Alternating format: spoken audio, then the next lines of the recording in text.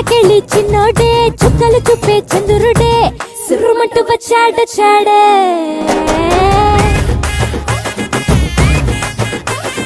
గంధము గట్ట పూయండే బిందులు సిద్ధం చేయండే ఉన్నదంతా పట్టించేయండే కట్ట కట్టి అందాలన్నీ నా మీదకి వస్తుంటే పట్టి పట్టి నన్నే చూసి కవిస్తూ ఉంటే ఎట్ట తప్పుకుంటా చెప్పండే హే హే